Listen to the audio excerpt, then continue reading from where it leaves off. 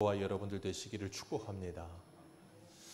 오늘은 우리가 요한복음 38번째 시간으로 양의 문이신 그리스도라는 제목으로 같이 말씀을 나누도록 하겠습니다. 양의 문이신 그리스도.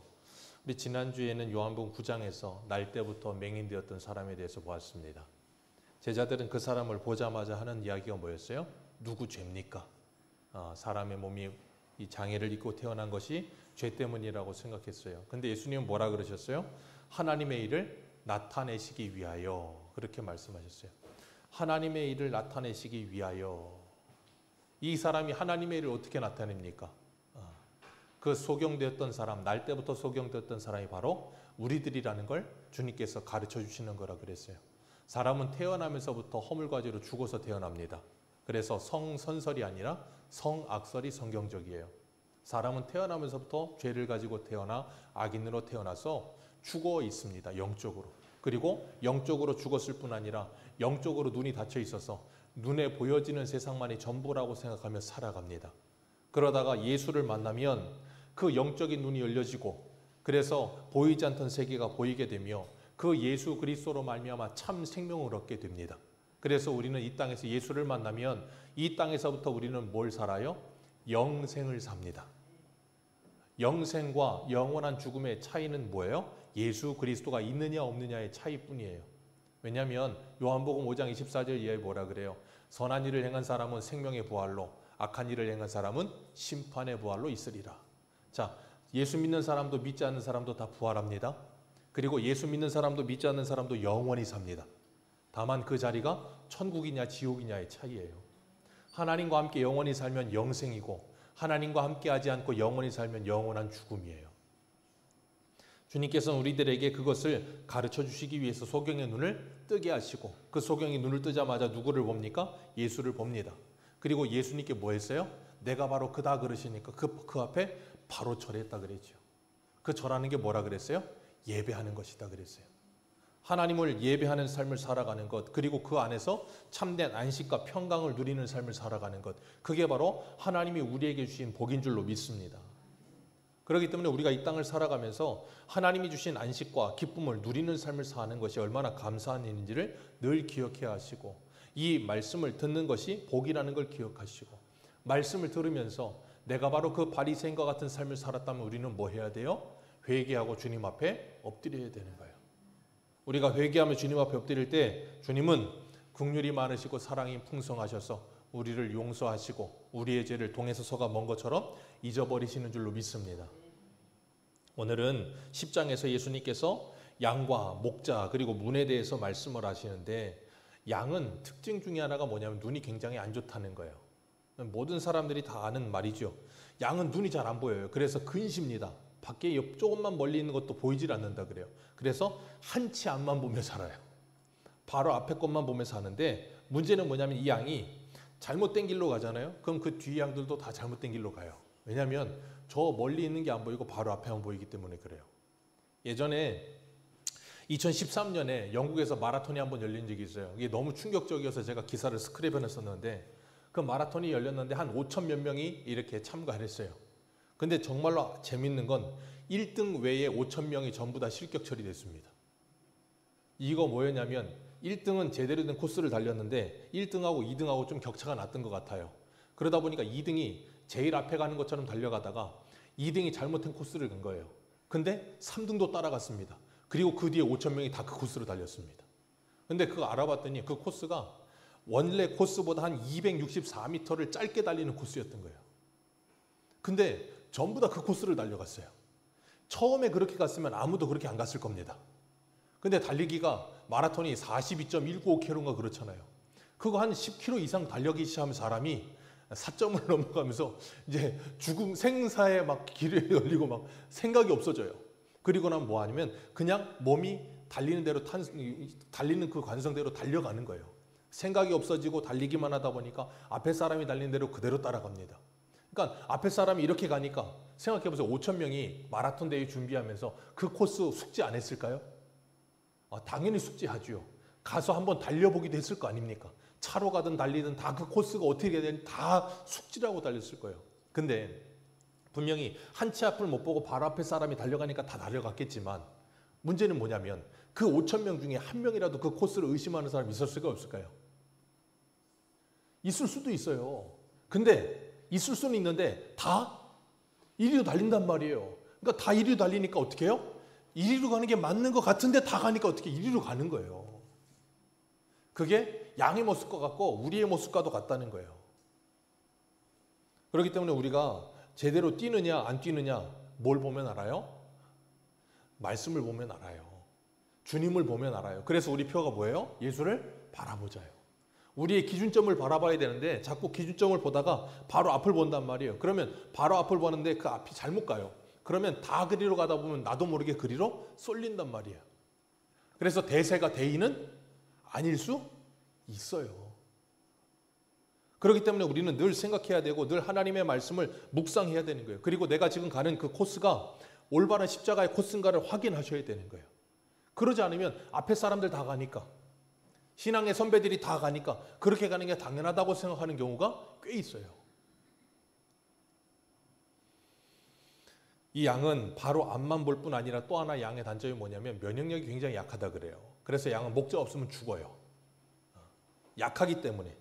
그래서 이 유대인들에게 있어서 양 이야기가 나오면 반드시 뭐가 따라오냐면 목자가 따라옵니다. 그리고 이 사람들이 양을 치는데 거의 대부분 부자가 아니잖아요. 그럼 양을 치다 보면 그 수십 마리 되는 양이 아니고 몇 마리인 양도 있고 수십 마리인 양도 있을 거 아니에요? 그러다 보면 들판에 가서 양 먹이다 보면 이 목자들이 서로 모여가지고 양을 한 우리에다가 여러 집의 양을 다 갖다 집어넣습니다. 그리고 뭐 하냐면 돌아가면서 불침번을 서요. 그러면서 그 양들을 보호하는 거예요. 그러니까 눈이 보이지도 않고 약점도 많고 그런데 그 양을 보호하는 목자가 있기 때문에 양이 안전한 거예요.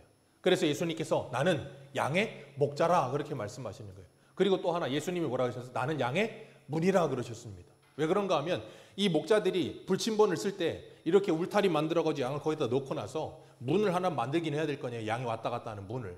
그러니까 그 문을 만드는데 들에서 어디 대문 만들 힘이 어디 있어요. 그러니까 대문을 못 만드니까 뭐 하냐면 그냥 이렇게 나무 갖다 이렇게 만들어 놓고 거기에 목자가 누워 있는 거예요. 목자가 양의 문처럼 누워 있어서 양이 돌아다니지 못하게 막는 거예요. 그러니까 예수님께서 그걸 착안하셔서 뭐라 그러냐면 나는 양의 목자다. 그리고 나는 양의 문이다라고 말씀하시는 거예요. 이 양의 특성이 참 재밌는 게 뭐냐면 참 자기 목자의 음성만을 잘 듣는다는 거예요. 눈도 나쁘고 면역력도 약하고 뿔도 꼬여 있어가지고 싸움도 제대로 못합니다. 염소처럼 뿔이라도 제대로 나야 싸움이라도 할 텐데 싸움도 못하고 할 줄 아는 게 아무것도 없어. 근데 딱 하나 유일한 기능이 있어요. 그게 뭐냐면 이 귀가 밝아요. 귀가 밝아서 주인의 목소리를 기가 막히게 분별한다 그래요. 그러니까 주인 말고 다른 사람이 와서 부르면 꿈쩍도 안 해요. 그래서 오늘 예수님께서 뭐라 그러세요? 오늘 말씀 5절 말씀 같이 읽습니다. 시작.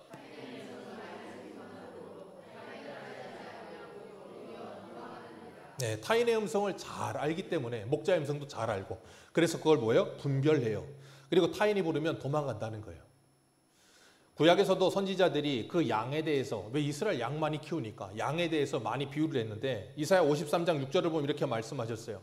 우리는 다 양 같아서 그릇 행하여 각기 제 길로 갔거니와 여호와께서 우리의 무리의 죄악을 그에게 담당시키셨도다.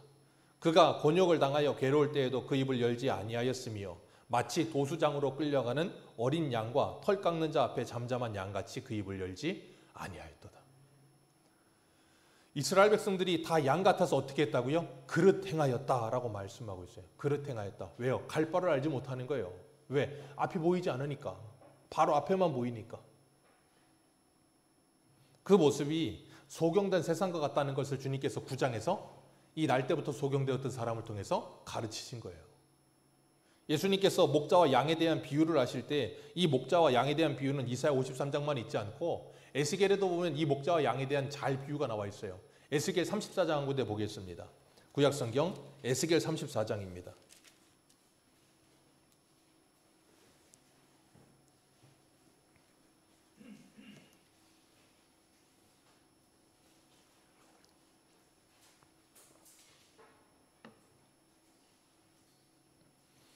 에스겔 34장 2절입니다.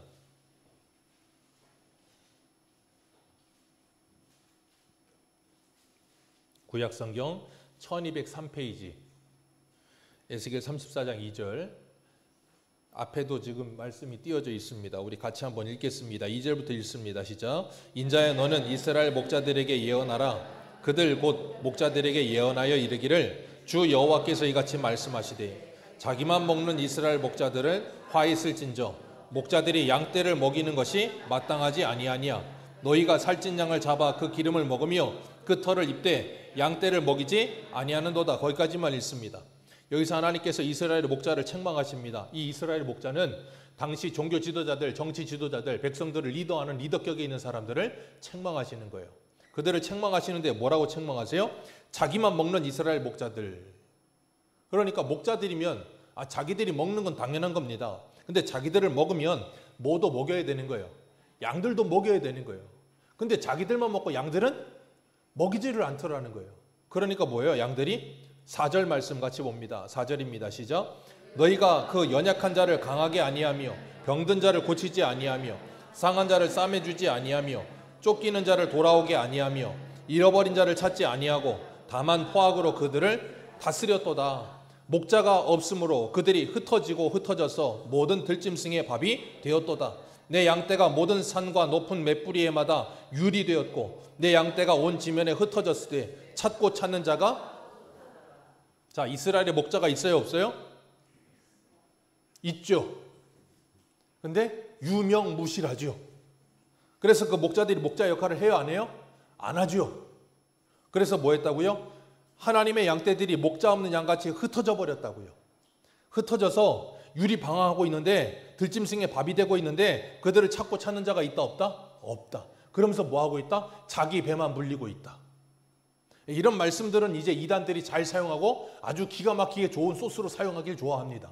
그런데 여기선 그 말씀하고 있는 게 아니라 이스라엘은 모든 목자가 있지만 그 목자가 제 기능을 하지 못하는 거예요. 그 말은 뭘 보여주기 위해 이런 말씀을 하고 있는 거냐면 참 목자가 있다는 걸 보여주기 위해서 이 말씀을 하고 있는 거예요.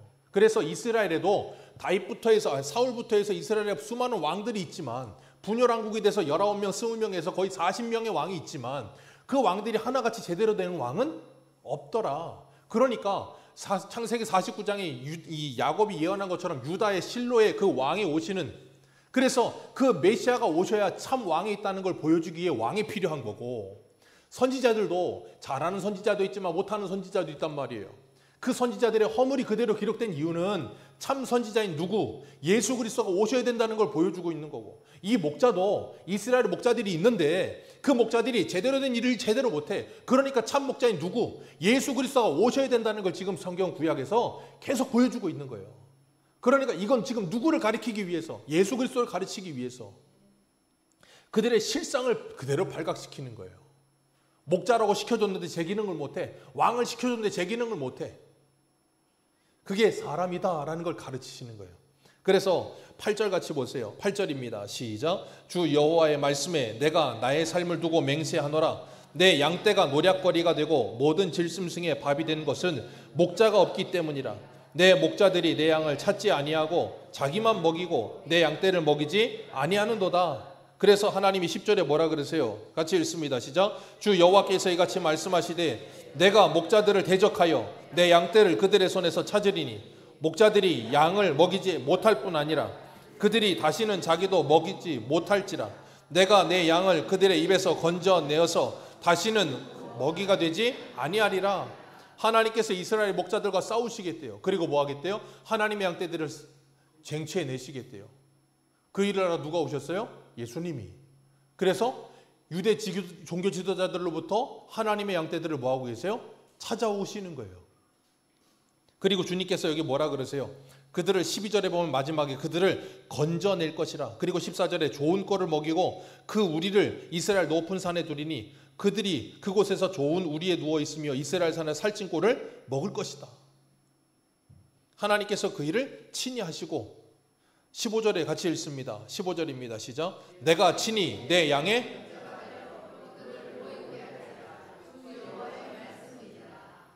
누가요? 하나님이 친히 뭐 하시겠다? 이스라엘의 목자가 되어주시겠다. 그리고 16절에 뭐라 그래요? 그 잃어버린 자를 찾으며 쫓기는 자를 돌아오게 하며 상한 자를 내가 싸매주며 병든 자를 내가 강하게 하려니와 살찐 자와 강한 자는 내가 없애고 정의를 그대로 그들에게 먹이리로다. 그 일을 하러 주님께서 오셨다고요. 그러니까 우리의 참 목자는 누구예요? 예수 그리스도요. 예수 그리스도 외에 목자가 있어요, 없어요? 없습니다. 누구도 목자가 아니에요. 그럼 목사는요? 목사는 목자예요, 아니에요? 대답을 하십시오. 목자예요, 아니에요? 아닙니다. 목사는 개예요. 개예요. 여러분 유럽 같은데 이렇게 양칠 때 보면 목자가 있고 양이 있고요. 목자가 양을 다 몰지 않습니다. 목자는 피리 불어요. 이렇게 이거 호루라기 쫙 불면 개들이 막 뛰어가면서 양들을 목자가 가라는 대로 쫙 이끌어갑니다. 그 개가 바로 목사예요. 목사는 목자가 아니에요. 목자는 오직 예수 그리스도 외에 없어요. 그러니까 여러분은 여기서 신앙생활 하시면서 뭐 하시면 되냐면 예수 그리스도의 제자가 돼야지 이병수 목사의 제자가 되면 안 돼요. 그리고 여러분은 이곳에서 양육받으면서 예수 그리스도의 신부가 되고 하나님의 자녀가 되어야지 다른 무엇이 되어서는 안 된다고요. 그래서 세례 요한이 뭐라 그럽니까? 나는 신랑 옆에 선 신랑의 들러리다. 나는 그것만으로 기쁘다는 거예요. 그런데 이렇게 목자들이 제 기능을 못하니까 진짜 목자가 오시는 거고, 문제는 뭐냐면 목자만 잘못이 아니에요. 17절 같이 읽습니다. 17절, 18절, 19절까지 읽습니다. 시작. 주 여호와께서 이같이 말씀하셨느니라. 나의 양 때 너희가 내가 양과 양 사이에 순양과 순염소 사이에 심판하노라. 너희가 좋은 꼴을 먹을 것을 작은 일로 여기느냐? 어찌하여 남은 꼴을 발로 밟았느냐? 너희가 맑은 물을 마시는 것을 작은 일로 여기느냐? 어찌하여 남은 물을 발로 더럽히느냐? 나의 양은 너희의 발로 밟은 것을 먹으며 너희의 발로 더럽힌 것을. 자, 여기 보면 주님께서 뭐라 그러세요? 양과 양 사이에, 순양과 순염소 사이에 뭐 하겠다? 목자뿐 아니라 양 사이에서도 뭐 하겠다? 심판하겠다. 왜요? 그 양 중에 어떤 양들이 있어요? 진상들이 있어요. 진상들이 뭐 합니까? 좋은 꼴을 먹습니다. 좋은 꼴을 먹는 건 좋은 거예요. 근데 좋은 꼴을 먹는데 문제는 뭐냐면 그 먹고 나서 자기가 먹고 난 다음에 그것을 잘 관리하면 되는데 그것을 뭐 하게 만들어요? 난장을 만드는 거예요. 물을 마십니다. 물 마시는 건 좋은 거예요. 근데 문제는 뭐냐면 물 마시고 그것을 뭐 한다고요? 더럽히는 거예요. 그러니까 그 뒤에 온 사람들은 뭐예요? 그 난장판이 되고 더럽힌 곳에서 그것에서 뭐 하는 거예요? 그걸 먹게 되는 거예요. 그러니 어떻게 되겠습니까? 망가지는 거예요. 이걸 그대로 펴놓으시고 또 다시 올 거예요. 에스겔 34장 그대로 손에 껴놓으시고 고린도전서 11장 가보세요. 고린도전서 11장.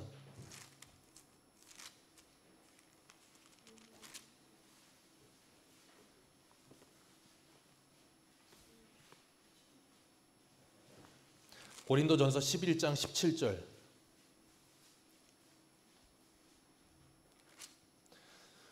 11장 17절입니다. 고린도전서 11장 17절. 우리 같이 읽어 내려갑니다. 시작. 내가 명하는 이 일에 너희가 칭찬하지 못하리니 이는 너희의 모임이 유익하지 못되고 도리어 해로움이라. 먼저 너희가 교회에 모일 때에 너희 중에 분쟁이 있다 함을 듣고 어느 정도 믿거니와 너희 중에 파당이 있어서 너희 중에 옳다 인정함을 받는 자들이 나타나게 되리라. 그런즉 너희가 함께 모여서 주의 만찬을 먹을 수 없느니 이는 먹을 때에 각기 자기의 만찬을 먼저 갖다 먹으므로 어떤 사람은 시장하고 어떤 사람은 취함이라. 너희가 먹고 마실 집이 없느냐? 너희가 하나님의 교회를 업신 여기고 빈궁한 자들을 부끄럽게 하느냐? 내가 너희에게 말한 무슨 칭찬하리야? 이것으로 칭찬하지. 자, 여기서 지금 뭐라고 있는 게 뭐예요? 교회가 서로 분열하고 갈라져서 지금 당파 싸움하고 있다. 그리고 또 하나가 뭡니까? 그들이 주의 만찬을 뭐하게 만들었다고요? 먹을 수 없게 만들어버렸다고요. 그 말은 뭐예요? 당시에는 이 만찬이라는 게 뭐냐면 성찬을 말하는 건데 당시에는 지금처럼 성찬하지 않고 애찬을 했어요. 그러니까 식사 때마다 모여서 함께 예배드리고 같이 떡을 나누고 식사했단 말이에요. 근데 문제는 뭐냐면 그 식사를 우리처럼 이렇게 교회에서 준비하는 게 아니고 각자가 집에서 하나씩 음식을 해왔어. 근데 문제는 거기 교회에 모이는 사람들이 같은 신분만 있는 게 아니야. 어떤 사람은 돈 많은 사람도 있고 어떤 사람은 사장도 있고 어떤 사람은 직원도 있고 어떤 사람은 종도 있어. 그러다 보니 제일 늦게 오는 사람이 누굴까요? 종. 제일 가난하고 제일 힘없고 제일 안타까운 사람들. 근데 먼저 온 사람들이 와가지고는 음식 쫙 차려놓고 뭐 하고 있어요? 싹 다 먹어버리는 거예요. 먹는데 그냥 먹는 것도 아니야. 좀 깨끗하게 덜어 먹으면 좋은데 이것들이 그냥 더럽게 먹어. 먹고 난장을 만들어놨네. 근데 마지막에 종들이 늦게 왔어. 그 모습을 보면 어떻겠어요? 상처를 입을까요? 아니면 기분이 상쾌할까요?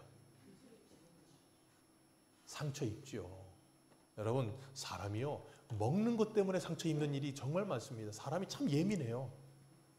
그 먹는 게 뭐라고? 그까짓 거. 근데 사람은 그 그까짓 거에 예민해져요. 그리고 거기에 상처를 입어요. 왜? 내가 그지야? 나를 이렇게 대우해? 그런 생각이 들 수도 있다고요. 그렇기 때문에 17절에 뭐라 그래요? 너희의 모임이 유익이 못되고 도리어 뭐하다? 해롭다. 그러니 너희들은 모이지 말고 해체해라 그러고 있어요? 아니라고요. 그러니 뭐 하래요? 11장 33절 보세요. 11장 33절 같이 읽겠습니다. 시작. 그런즉 형제들아, 34절 시작. 만일 누구든지 시장하거든 집에서 먹을지니 이는 너희의 모임이 판단받는 모임이 되지 않게 하려 함이라. 그 밖의 일들은 내가 언제든지 갈 때에 바로잡으리라. 그러니 뭐해라? 기다려라. 배고프면 뭐해라? 먼저 먹고 와라. 좀 먼저 먹고 배를 좀 채운 다음에 시장에 가시게 하고 나서 와서 사람을 기다렸다가 같이 먹어라. 그러면서 너희들의 모임이 해롭지 않고 유익이 되게 하라. 왜요? 그러지 않는 양떼들이 자기 먹고 그냥 난장판 만들고 자기 마시고 난장판 만드니까. 에스겔 34장 다시 돌아가 보세요. 34장 21절입니다. 같이 한번 읽습니다. 시작.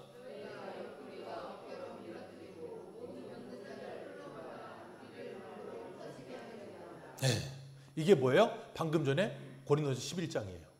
요즘 젊은 아이들 표현대로 하면 이게 뭐 하는 거예요 지금? 어깨빵을 하고 있는 거예요. 어깨빵이 뭔지 모르십니까? 어깨 가지고 이렇게 툭 치고 가는 거예요. 그럼 어떻게 해요? 힘없는 애들은 그냥 쭈구리가 돼서 조용히 갑니다. 근데 힘이 좀 있으면 어때요? 야, 너 사과 안 해? 그리고 대번에 싸워요. 근데 교회 안에서 그런 어깨빵이 있다 없다? 있다. 왜요? 너희가 옆구리와 어깨로 밀어뜨리고 모든 병든 자를 뿔로 받아버리고 무리에서 흩어지게 하는도다. 그런 일들이 얼마든지 있을 수 있다. 참 안타까운 일이죠. 여러분, 교회에서 어깨빵은 없어야 될 줄로 믿습니다. 교회에서 기다리는 유익함이 있어야 될 줄로 믿습니다.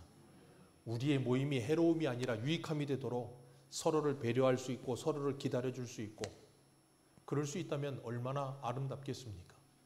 그것이 하나님의 나라라고 말씀하시는 거예요. 그걸 위해 뭐 하셨다고요? 한 목자가 오신다고요. 그래서 에스겔 34장 23절을 읽습니다. 23절 시작. 내가 한 목자를 그들 위에 세워 먹이게 하리니 그는 내 종 다윗이라. 그가 그들의 먹이고 그들의 목자가 될지라. 그 목자가 누구라고요? 내 종 다윗이라. 다윗은 죽었는데요. 다윗은 죽었는데 다윗이 온대요. 그 다윗이 누구를 말하는 거예요? 예수 그리스도. 다윗의 후손으로 오시며 유다의 후손으로 오시는 그 예수 그리스도.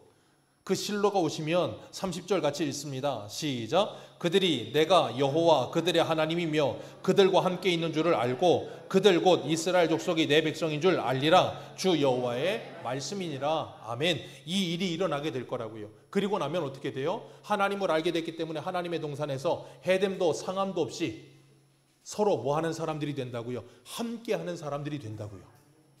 그게 하나님의 나라가 되는 것이고 그것을 위해 한 목자가 와서 주님의 양떼들을 잃어버린 양떼들을 불러 모으고 그들을 좋은 꼴을 먹여서 그들로 하여금 뭐하게 만들어요? 부요함을 누리게 할 것이다.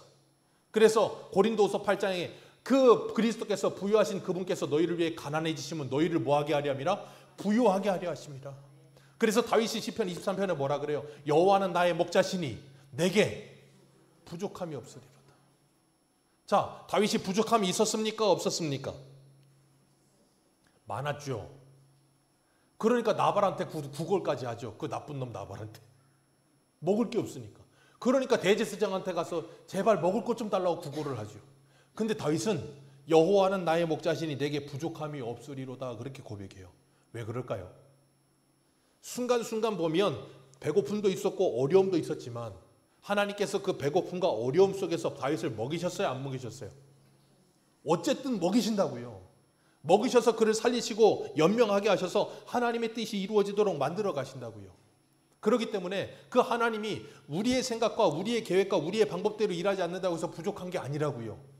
분명히 하나님은 우리의 쓰임에 적당하게 모든 것을 허락해 주시는 줄 믿습니다.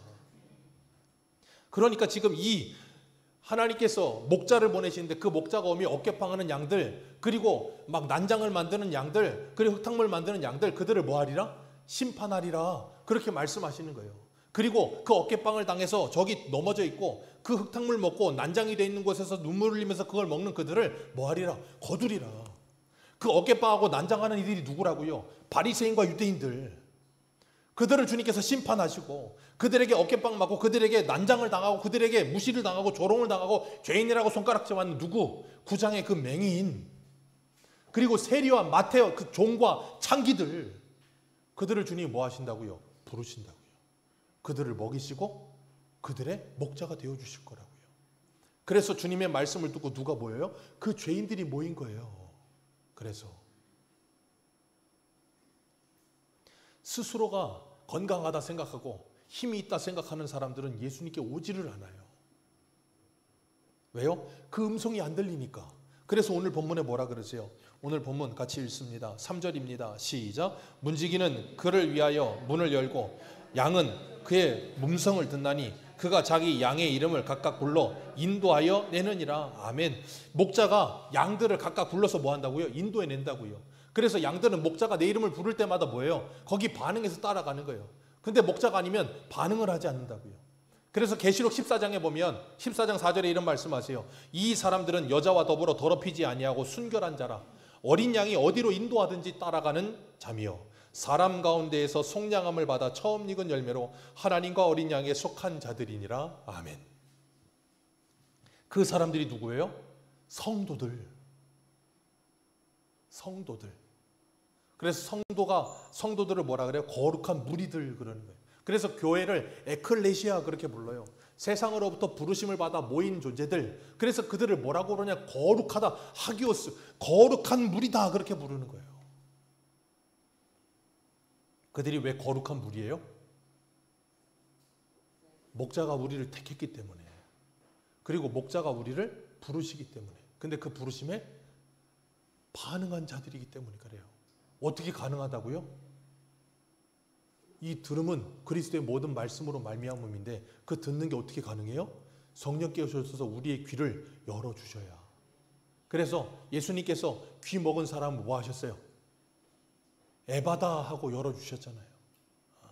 주님이 우리의 귀를 열어주시면 그 말씀이 들려지기 시작하는 거예요. 주님이 우리의 귀를 열어주시면 그 주님이 보이기 시작하는 거예요. 그리고 난 뭐예요? 그 주님의 말씀을 듣고 그 주님을 바라보면서 그 길을 따라가는 사람들이 되는 거예요. 그걸 주님의 양들이라고 부르는 거예요. 그게 교회요 그리스도인들이 될 줄로 믿습니다. 그런데 오늘날 교회는 6절 같이 읽습니다. 시작. 말씀하셨으나 그들은 그가 하신 말씀을 알아듣지를 못하는 거예요. 왜요? 주님의 말씀을, 하나님의 말씀을 있는 그대로 전해도 알아듣지를 못하는 거예요. 왜? 너무 잘못된 말씀에 오염이 돼버렸어. 아까 말씀드렸잖아요. 5,000명이 뛰는데 앞에서 뛰니까 다 생각 없이 뛰어간다고요. 너무 잘못된 말씀에 이미 주입되어 버려서 여기에 갇혀있다 보니까 뛰던 관성대로 그냥 뛰는 거예요. 그리고 뭔가 좀 깨우친 것 같아서 뭔가 알아듣는 것 같아서 이거 잘못된 것 같은데 싶은데도 다 가니까 뭐예요? 하면서 그냥 가는 거예요. 그런 곳에서 주님께서 우리를 뭐 하셨다고요? 불러내시는 거예요. 그게 누구의 은혜라고요? 하나님의 은혜예요. 그게 하나님의 은혜예요. 우리의 실력이 아니라. 그래서 그 하나님의 은혜를 받고 주님의 말씀을 따라서 주님이 인도하시는 대로 이끌림을 받는 삶을 사는 사람들은 그 주님의 사랑을 받고 주님을 사랑하며 사는 거예요. 주님을 사랑하면 어떻게 살아요? 초코파이를 주는 거예요. 우리나라는 사랑하면 잘 표현을 해야 되는데 특히나 우리나라 남성분들은 저를 포함해서 표현을 잘 해요, 안 해요? 표현을 잘 안 해. 사랑을 해야 되는데 사랑을 한다 그러면서 표현을 안 해. 그러면 뭐라 그래요, 아내들이? 말을 해야 알지. 그럼 남편들이 꼭 하는 레파토리가 뭐예요? 그걸 말을 해야 알아? 아니 무슨 아내들이 무슨 궁예도 아니고 말을 안 하는데 어떻게 그 마음을 압니까? 여러분 사랑은 표현을 해야 아는 거예요. 표현을 하지 않으면 사랑하는지 안 하는지 몰라요. 그러니 우리 저를 포함한 우리 남성분들 말을 해야 아느냐는 말을 하지 마시고 말을 하십시오. 표현을 해야 아느냐 하지 마시고 표현을 하십시오. 말을 하는 것이 불편하시거든 백을 사주십시오. 그러면 돼요. 말을 해야 알아. 그러고서 말을 하고 싶지 않거든 백을 사주세요. 그러면 알아요. 근데 백도 안 사주고 초코파이도 안 주고 그러면서 말을 해야 알아? 그러면 어떡하라는 거예요? 우리가 주님을 따라간다는 건 반드시 주님의 말씀이 들려지고 그 말씀이 믿어지고 그 말씀에 뭐 하는 거라고요? 순종하는 거예요. 행함으로 믿음이 온전해진다고 야고보서에 말씀하시잖아요. 우리가 주님을 사랑하고 주님을 따른다 말을 하는데 우리의 삶과 우리의 행실은 그 주님을 닮아 있지 않다면 우리는 주님을 사랑하는 것이 아니라니까요. 오늘 3절에 주님께서 우리의 이름을 각자 불러서 인도하신다 그러셨어요. 이사야에 보면 이사야 49장 16절에 내가 너를 내 손바닥에 새겼고 라는 표현이 나와요. 저는 그 말씀을 참 좋아합니다. 하나님이 저와 여러분의 이름을 하나님의 손바닥에 새기셨대요.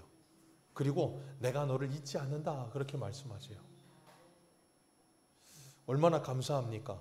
우리보다 우리를 더 잘 아시는 주님이 우리를 새겨놓으시고 인도하시며 부르신다는 거. 그래서 우리 목자가 되어주시는 거예요. 목자는 뭐합니까? 양들을 인도하는 거예요. 그래서 양들이 가장 필요로 하는 곳에 그들을 데려다 놓는 거예요. 우리 주님이 우리 목자 되셨다면, 그래서 우리의 현실이 지금 여기에 있다면 우리 목자가 우리에게 필요한 현실이기 때문에 거기에 우리를 두신 줄로 믿으시길 바랍니다. 근데 그것이 안 믿어질 때가 있어. 왜? 목자인데 왜 우리를 이런 곳으로 라는 표현을 하면서 안 믿어질 때가 있어. 왜? 지금 많은 힘들기 때문에. 우리 한 군데 봅니다. 시편 23편 한번 보세요. 시편 23편.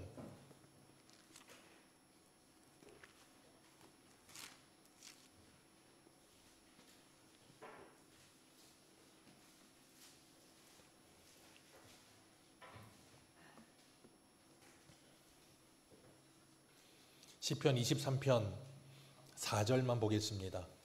시편 23편 4절입니다. 시작. 내가 사망의 음침한 골짜기로 다닐지라도 해를 두려워하지 않을 것은 주께서 나와 함께 하심이라.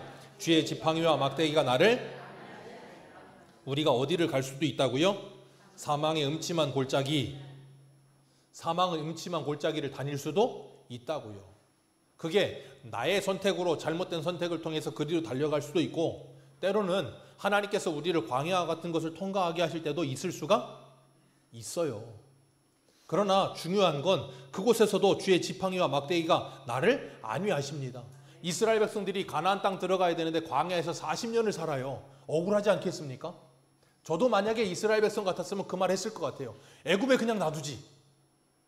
거기서는 종으로 살아도 먹고 사는 건 문제 없었는데, 이 땅끝에서 고생 안 하고 그냥 편안한 집에서 살 수 있는데 왜 데리고 나와서 이 쓰잘데기 없는 고생을 시키나 하는 말을 저도 할 수 있을 것 같아요.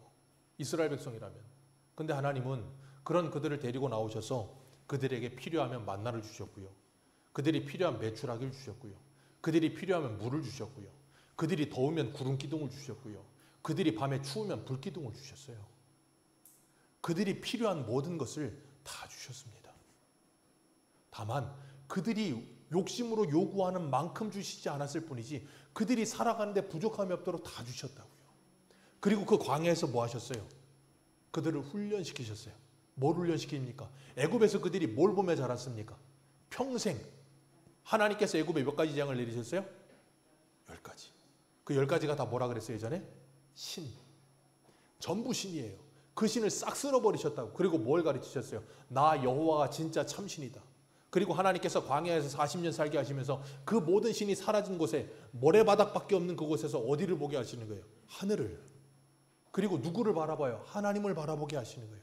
그러니까 광야 40년 동안 그들에게는 필요한 과정이에요? 필요 없는 과정이에요? 필요한 과정이에요. 광야 40년을 통과해야 누구를 바라본다고요? 하나님을 바라본다고요. 그래서 스데반이 사도행전 7장에 설교하면서 뭐라 그랬습니까? 이스라엘 백성이 광야 40년 산 걸 뭐라고 표현했어요? 광야 교회. 그래서 우리의 교회 생활이 녹록지는 않아요. 우리의 신앙생활, 사회생활이 그렇게 만만하진 않아요. 그럴 때마다 우리는 어디를 본다고요? 하늘을 보는 거예요. 그래서 사도 바울이 고린도후서 4장에 뭐라 그래요? 사방으로 우겨싸임을 당한다 할지라도 쌓이지 아니하며. 왜요? 사면초교에도 어디는 열려 있어요? 하늘은 열려 있어요. 그러니까 사면초교일 때가 어떨 때예요? 가장 은혜 받기에 최적기의 시기. 왜? 하나님이 직통으로 우리를 만나주시려고 그렇게까지 우리를 코너로 모으시는 중이에요. 그분이 우리 목자시라고요. 그래서 오늘 본문으로 돌아오셔서 오늘 본문 8절 같이 읽습니다. 8절입니다. 시작. 나보다 먼저 온 자는 다 절도요 강도니 양들이 듣지 아니하느니라. 내가 문이니 누구든지 나로 말미암아 들어가면 구원을 받고 또 들어가며 나오며 꼴을 얻을 것이다. 주님께서 뭐라고요? 내가 문이다. 그러니 나를 통해서만 뭘 얻을 수 있다? 구원을 받을 수 있다. 나를 통해서만 구원을 받을 수 있다. 그리고 그곳에 들어오며 나가며 뭘 얻을 것이다? 꼴을 얻을 것이다. 누구를 통해서? 예수 그리스도를 통해서. 그래서 예수님이 요한복음 6장에 뭐라 그랬어요? 내가 바로 하늘에서 내려오는 산떡이다. 나를 먹고 내 피를 마셔라. 그러면 너희들이 영생을 얻으리라. 그러니 우리는 예수 그리스도로 말미암아 날마다 우리의 양식이 공급받아지는 거예요. 그리고 그 양식으로 우리는 뭐 하는 사람들이라고요? 부족함이 없으리로다 하는 인생을 살게 되는 거예요. 그 주님이 우리를 부유하게 하셨습니다. 그러면 주님은 가난해지셨죠? 아니요. 더 부유해지시는 거예요. 왜? 하나님의 자녀들을 얻으셨잖아요. 더 부유해지시는 겁니다. 그리고 우리도요. 이 부유를 나누면 우리가 가난해지죠? 아니요. 더 부유해지는 거예요. 하나님의 은혜와 사랑이 더 내 마음에 충만해지기 때문에. 그래서 세상 사람들도 봉사활동 같은 거 하면 뭘 느껴요? 보람이라는 걸 느끼잖아요. 자기 돈 쓰고 자기 시간 쓰고 자기 몸 써가면서 얻는 유익이 아무것도 없는 것 같은데 그걸 하면 보람을 느끼고 기쁨을 느끼잖아요. 그러니까 봉사활동 해본 사람들은 자꾸 하잖아요. 하나님이 그걸 왜 가르쳐 주셨을까요? 그게 바로 선순환이라는 거예요. 이스라엘 백성들에게 그걸 가르쳤던 거예요. 오늘 우리에게도 그걸 가르치시는 거예요. 그래서 하나님의 사랑을 받았으면 이제는 그걸 뭐 하지 말라고요? 여기 담아두지 말라고요. 그래서 고린도후서 8장 연보하면서 그랬잖아요. 하나님의 복은 우리가 종착지가 되면 안 된다고. 왜요? 종착지가 되면 고인물이 돼서 썩는 거예요. 하나님이 주신 복을 뭐 해야 돼요? 흘려보내는 통로가 되셔야 되는 거예요. 그래서 주님께서 9절에 나는 양의 문이라 들어오며 나오며 꼴을 얻을 것이라. 그리고 10절 마지막으로 읽습니다. 10절입니다. 시작.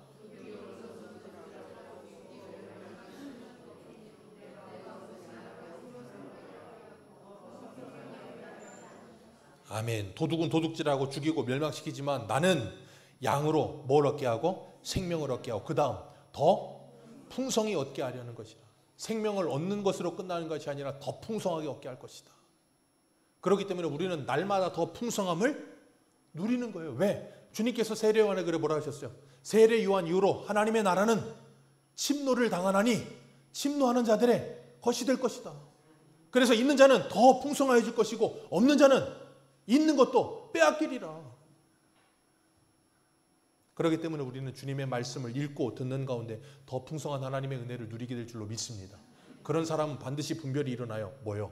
음성의 분별이 일어나요. 여러분 진짜와 가짜를 구별하는 좋은 방법이 뭔지 아십니까? 예전에 제가 한국은행 위조지폐 감별사가 나와서 다큐멘터리 나왔던 적이 있는데 그분이 했던 일이 뭐였냐면 그분은 하루에 3시간씩 진짜 지폐를 지켜본대요. 계속 매일같이 하는 일이. 위조지폐 감별하는 기계가 못 걸러낸 걸 그 사람은 찾아내요. 대단하더라고요. 근데 좀 늙으셨을 텐데 오래돼서 어떻게 되는지 모르지만 참 그분이 하는 일이 뭐냐면 진짜 지폐를 하루에 3시간씩 본다는 거예요. 왜? 위조지폐는 너무 종류가 다양해. 그러니 그걸 다 찾아서 뭐가 가짜인지 찾으려면 너무 어려워. 근데 진짜만 딱 보고 있다 그걸 딱 여기에다 담으면 어떤 게 와도 진짜와 다르면 이건 가짜라고 딱 눈에 띈다는 거예요. 여러분 우리가 예수를 바라봐야 되는 이유가 뭐예요? 진짜이기 때문이에요. 진리이신 예수를 바라보면 다른 예수, 다른 복음, 다른 영이 분별이 일어나는 거예요. 그래서 우리가 하나님의 말씀을 읽자고 그렇게 늘 말씀드리는 거예요. 말씀 안 읽으면서 분별이 일어날 수 있다고요? 안 일어납니다. 왜요? 모르는데요. 그러니까 이단들이 와서 이상한 소리 하면 거기에 혹해가지고 홀랑 넘어가는 거예요. 제가 계시록 예전에 강의하면서 이제 또 계시록도 한번 해야 되는데 말씀드렸어요. 말세가 되면 일어나는 전쟁이 뭐라 그랬습니까? 진리 전쟁이요. 적 그리스도. 여러분 이단은 왜 이단이라 그랬어요? 달을 이자에다가 끝단자를 쓴다 그랬잖아요. 비슷합니다. 비스무리해요. 근데 어디가 달라요? 끝이 달라요. 그러니까 아까 에스겔 34장 같은 거 갖다 놓으면 거기다 대고 끝에 가서 누구라 그래요? 자꾸 하얀 말 탄 할아버지가 이제 오늘 내일 하시던데 그 할아버지가 자꾸 그 목자라고. 목자는 누구밖에 없다고요? 예수 그리스도 외에 목자는 없습니다. 그렇기 때문에 우리가 날마다 하나님의 말씀을 읽으시고 날마다 그 말씀을 묵상하시고 그 말씀을 들으시고 그러는 가운데 우리가 6절 말씀 보면 6절 다시 한번 읽어볼까요? 6절입니다. 시작. 예수께서 이 비유로 그들에게 말씀하셨으나 그들이